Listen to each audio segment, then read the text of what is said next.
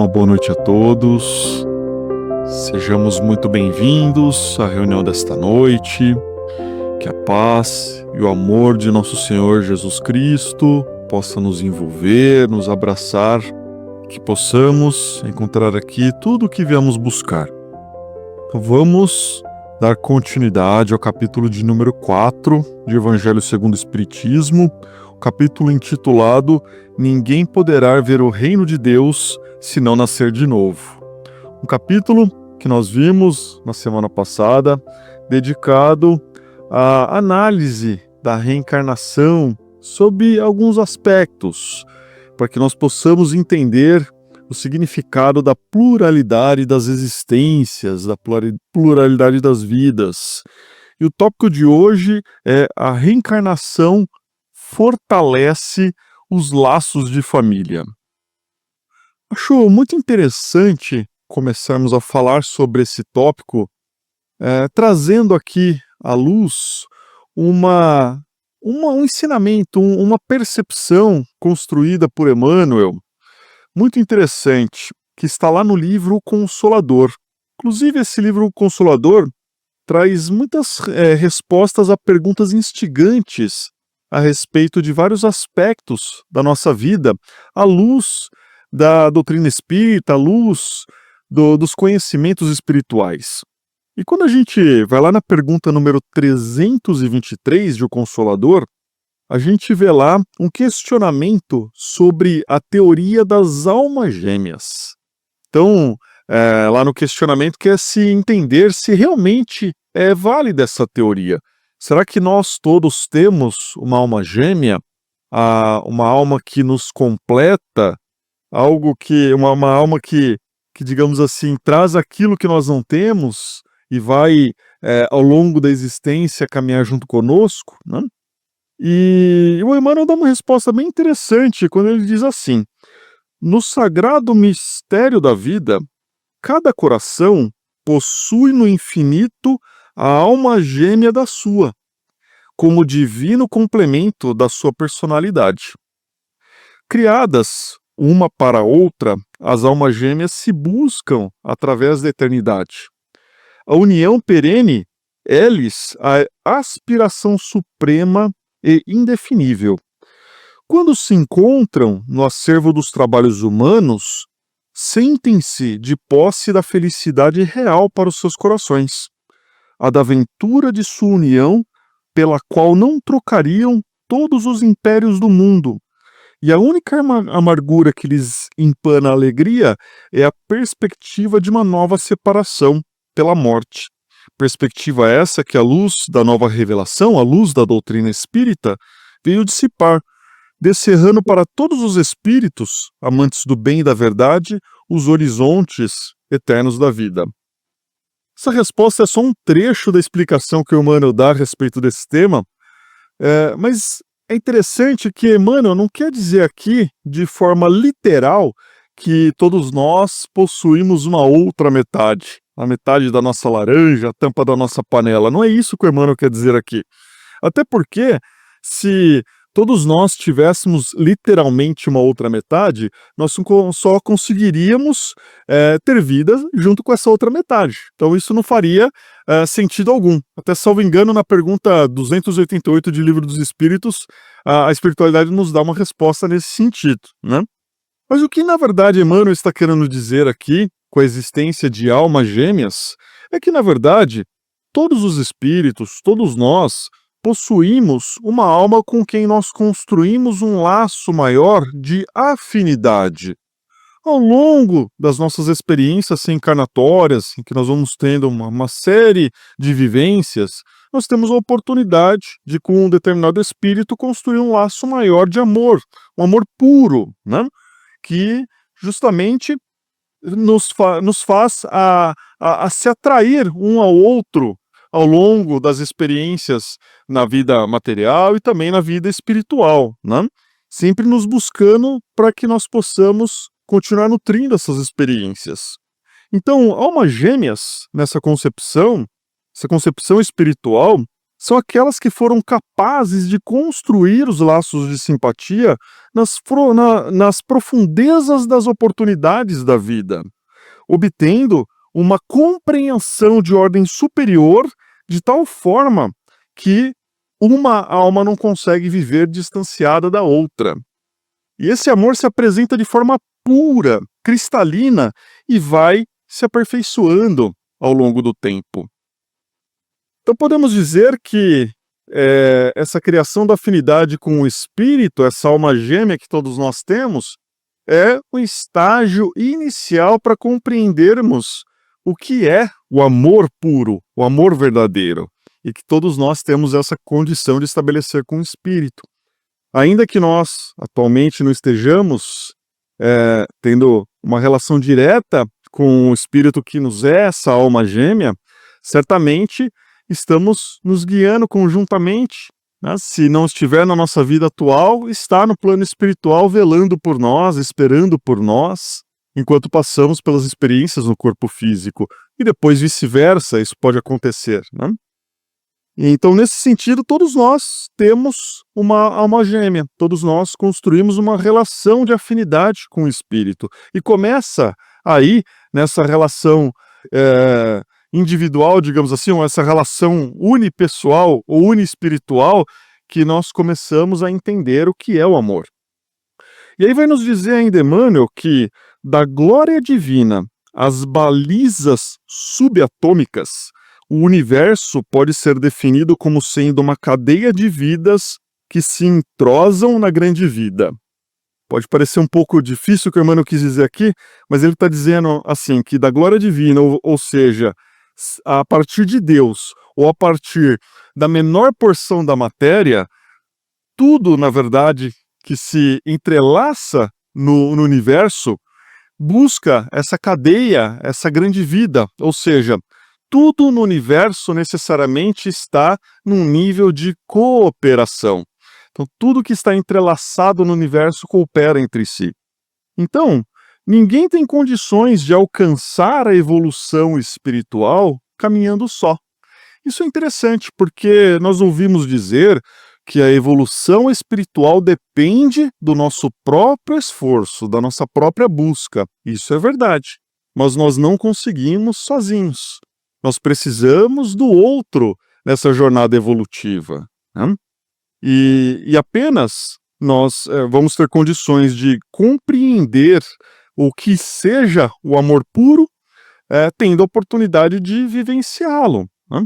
E como nós vamos amar a humanidade, né, se nós não sabemos o que é o amor? Então Deus nos dá a oportunidade de primeiro amar um espírito e depois aqueles que estão próximos, e assim nós vamos sucessivamente nos condicionando a entender o que é esse sentimento e também nos condicionando a aplicá-lo na nossa realidade. E podemos, nesse aspecto, analisar como foi a nossa chegada aqui no plano material, quando, desde o começo da nossa experiência reencarnatória, ela não ocorreu de maneira isolada. Ela só foi possível, a nossa reencarnação só foi possível em razão da cooperação de nossos pais, de nosso pai e de nossa mãe. Ainda que os nossos pais biológicos tenham emprestado tão somente o material genético, sem esse aspecto de cooperação, nós não poderíamos receber um corpo físico para que o nosso espírito o animasse e não estaríamos estagiando aqui nesse plano. Então, desde o começo da nossa trajetória aqui, nós temos de contar com a cooperação alheia. E quanto a esses círculos de afeições que nós vamos construindo ao longo do tempo, ao longo da nossa trajetória, nós vamos tendo condições de aprender a amar. Diante dos diversos pais, das diversas mães, irmãos, parentes, esposos, esposas que nós fomos tendo ao longo da nossa trajetória, nós fomos aprendendo um pouquinho essa concepção do que seja, de fato, amar, do que seja esse sentimento que vai nos levar à evolução espiritual e nos chegar até a Deus. E vejam como Deus é sábio, porque Jesus nos disse que os dois principais mandamentos que nós devemos seguir, né, é o de amar a Deus sobre todas as coisas, e o segundo mandamento, tão importante quanto esse, é o de amar o próximo como a nós mesmos, né? Então, realmente, nós não teríamos condições de entender o que seja esse amor puro e verdadeiro a ser destinado para a humanidade, sem antes entendê-lo nesse microcosmos, que é o amor dentro do âmbito familiar. Ali, dentro da família, na constituição das nossas relações consanguíneas, né, provocadas por meio dessas relações, nós vamos ter a oportunidade de realizar um estágio e ali depurar os nossos sentimentos, tendo a oportunidade de amar, tendo a oportunidade de perdoar, esquecendo momentaneamente aquilo que se passou e, uma vez enfrentando as dificuldades oriundas ou decorrentes da matéria, nós temos ali uma forma de união, de cooperação entre aqueles seres, e dessa união, vivenciando as dificuldades da matéria, a gente vai depurando os nossos sentimentos. A gente vai, muitas vezes, agradecendo o pai e a mãe de hoje, que podem ter sido os nossos verdugos de vidas passadas, podem ter sido os nossos antagonistas em vidas passadas. Muitas vezes, quando beijamos os pés de nossos filhos, fazemos tudo por eles, nós estamos ali retribuindo talvez o mal que nós mesmos fizemos a eles, né? E que, graças ao véu do esquecimento e graças à oportunidade da reencarnação, nós temos condições de tornar saudáveis essas relações que outrora podem ter sido viciadas por erros em comum. Então, esses núcleos familiares vão ser formados somente por pessoas que se amam, né? Vamos olhar para as nossas próprias famílias. Será que nós temos o mesmo sentimento por todos os membros de nossa família? Seja ela a família consanguínea que nos concebeu, seja a família que nós formamos ao longo da nossa trajetória por meio do casamento, né? É claro que, se nós formos observar, a gente não tem o mesmo grau de entendimento com todos os membros da família. Alguns nós nutrimos maior afinidade, maior simpatia, outros nós já temos maiores dificuldades, e muitas delas são decorrentes dessas experiências que nós já tivemos no passado, e estamos ali para nos reajustarmos, né? Nos equipararmos aí diante dos olhos de Deus. E lá no livro Consolador, mais uma vez, trazendo o Consolador aqui para nossa análise, foi perguntado se a família é organizada no plano espiritual antes de se projetar na Terra, né? E Emmanuel nos respondeu assim, que o colégio familiar tem suas origens sagradas na esfera espiritual. Então, toda família se forma mediante um planejamento de ordem espiritual, né? Ela não é formada por mero acaso. E em seus laços reúnem-se todos aqueles que se comprometeram no além a desenvolver na Terra uma tarefa construtiva de fraternidade real e definitiva. Preponderam nesse instituto divino os elos do amor, fundidos nas experiências de outras eras. Todavia, aí ocorrem igualmente os ódios e as perseguições do passado obscuro, a fim de se transfundirem em solidariedade fraternal com vistas ao futuro. Então nós nos reencontramos no plano material pelas bênçãos dos laços consanguíneos, todos aqueles que nós temos as afinidades, e aqueles que têm afinidades conosco vão nos ajudar para que nós possamos superar as nossas provas, ou nós, por nossa vez, teremos condições de ajudá-los também, para que nós, juntos, possamos realmente progredir do ponto de vista espiritual nessa experiência reencarnatória. E quantos benfeitores nós não encontramos em nossa trajetória, na figura especialmente da nossa família, nossos pais especialmente, nosso esteio, que tem condições de, se forem bem orientados, tem condições de nos direcionar, né? Que muitas vezes são nossos anjos na Terra, mas não só os nossos pais, quantas pessoas que encontram em pais não biológicos, que são aqueles pai e mãe espiritual que surgem na vida para direcionar, para auxiliar, não é mesmo?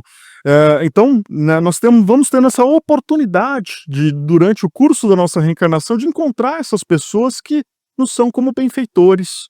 Mas também vamos encontrar necessariamente aquelas pessoas que precisam do nosso perdão, ou que precisam nos perdoar. São aquelas relações, como dito, que do passado eram relações doentias e que a experiência reencarnatória ela chega como uma oportunidade de redenção, como uma oportunidade de desfazimento desses equívocos. Inclusive, muitas vezes, como uma oportunidade que nós pedimos para que nós possamos nos redimir de erros que nós cometemos. Porque quando nós erramos, há um processo muito interessante que, depois da percepção do erro, vem o arrependimento. E com o arrependimento vem um complexo de culpa. E de alguma maneira nós precisamos nos livrar desse complexo de culpa. E a reencarnação, muitas vezes, é essa terapia que vai fazer com que nós, por meio de uma oportunidade redentora, possamos resolver o nosso complexo de culpa por meio de nossa redenção, desfazendo o mal que nós realizamos no passado, por meio das ações do bem, nós possamos nos ajustar com as leis de Deus. Então a reencarnação não deixa de ser essa oportunidade para que nós possamos encontrar meios suficientes para nos redimirmos diante da nossa própria consciência. Por isso que os laços de família vão sendo construídos e depurados ao longo do tempo. E aquele desafeto de outrora pode vir a ser alguém que nós nutramos um bom sentimento daqui para frente e ampliamos a nossa família espiritual. Tanto que esses laços de família que são construídos aqui no plano terrestre, eles não vão ser desfeitos depois do nosso desencarne, a não ser aqueles laços que são criados meramente pelos interesses da matéria. Esses ficam aqui, mas aqueles laços realmente que têm a repercussão espiritual, eles vão sendo levados para a imortalidade. E como nós dissemos, um desafeto de ontem pode se tornar um benfeitor para nós nesta vida ou em próximas existências que nós tenhamos, né? Por isso que vamos aproveitar a nossa família, a família que nós recebemos ao nascer, ou a família que nós construímos durante a nossa trajetória, porque realmente trata-se de um reencontro providencial, um reencontro providenciado por Deus, para que acima de tudo nós possamos entender, saber o real significado do sentimento amar. E a reencarnação então vem nos mostrar que os verdadeiros laços de família são espirituais, se fortalecem ao longo das nossas existências, mas nós vamos também tendo uma noção que, à medida que o amor faz parte da nossa vida, vamos percebendo que ele não é restrito tão somente àqueles que fazem parte do campo das nossas afeições, mas que nós podemos amar a humanidade de forma pura e de forma igualitária. E aí me faz lembrar esse pensamento de Dr. Bezerra de Menezes, um médico que se dedicava com amor, que se dedicou com muito amor à medicina. E ele passava o dia inteiro cuidando dos doentes, muitas vezes de forma caridosa, sem receber nada por isso. E certa noite, depois de chegar do trabalho extenuante lá do seu consultório, e depois também do trabalho lá no centro espírita, ele se deparou ali com as suas pernas e suas mãos já inchadas e viu que a sua filha estava ardendo em febre, numa situação realmente muito preocupante. Ela inclusive já estava delirando. E a esposa do Dr. Bezerra de Menezes estava muito preocupada com esse quadro. E ele garantiu para a esposa que acontecesse o que acontecer, mesmo cansado, ele iria velar pelo sono de sua filha a noite toda. Então ele estava ali, apesar de exausto, cuidando da filha, quando de repente alguém bate à porta. Aí naquele momento, era uma senhora que buscava o auxílio de Dr. Bezerra de Menezes, porque a filha dela estava passando por um momento de muita dificuldade, que ela não sabia o que estava acontecendo, ela estava adoentada, preocupando a todos e precisava de um atendimento urgente. Então, quando o Dr. Bezerra de Menezes fez menção de ir ajudar aquela senhora, a esposa dele olhou para ele com um olhar de reprovação, como querendo dizer, como que você vai cuidar da filha da outra, sendo que a sua está aqui delirando de febre? Aí nesse momento, o Dr. Bezerra de Menezes chamou a esposa, ele fechou os olhos, fez uma prece e disse para ela: eu vou ajudar essa senhora que está em súplica, porque eu garanto que Jesus vai cuidar da nossa filha enquanto eu estiver ausente. Então lá foi Dr. Bezerra de Menezes, caminhando uma estrada longa até chegar na casa daquela senhora, e realmente aquela criança estava numa situação de muita dificuldade. Ele então medicou a criança, ajudou e deu um encaminhamento para que ela pudesse no dia seguinte já estar melhor.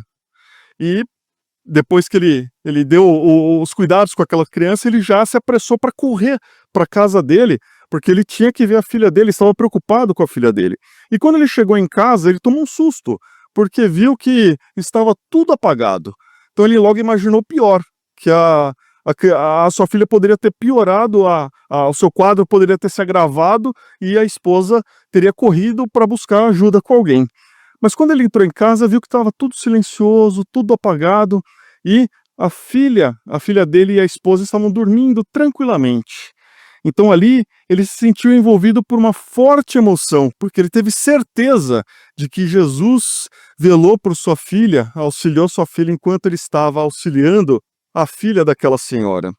Então essa é uma grande lição, porque Dr. Bezerra de Menezes foi capaz de olhar para a necessidade da filha daquela senhora quando a sua própria filha precisava de cuidados urgentes.